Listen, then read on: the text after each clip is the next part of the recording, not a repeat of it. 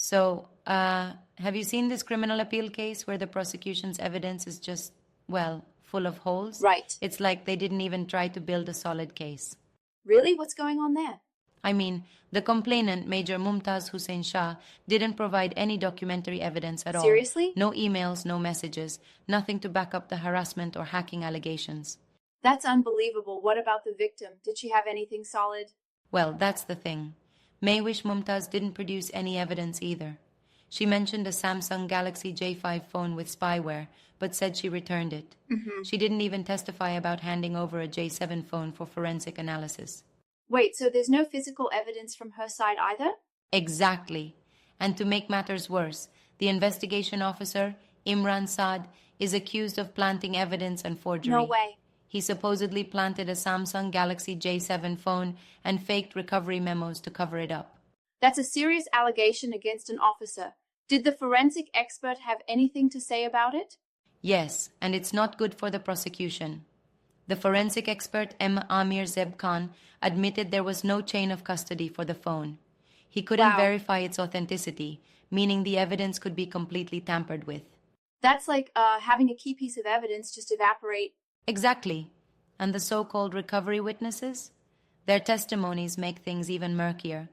One claimed she was coerced into signing documents she didn't read. Right. It's like the whole process is tainted. Sounds like the prosecution's case is falling apart.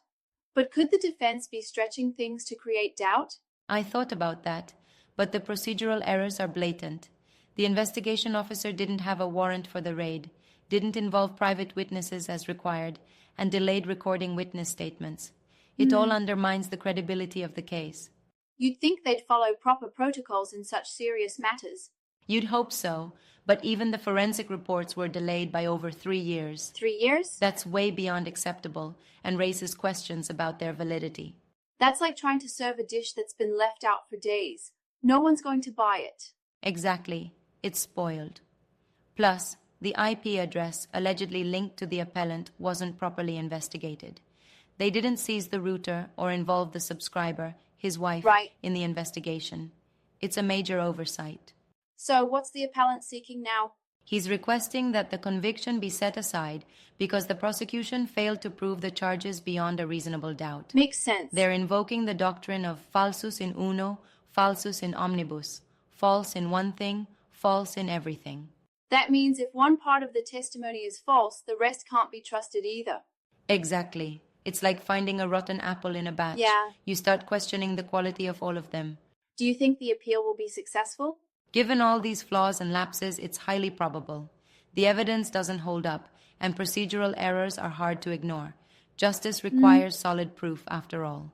Well, this case definitely highlights the need for proper procedure and integrity in investigations. Absolutely. Without that, the entire judicial process is compromised. It's like trying to build a house on sand. It just doesn't stand. Right.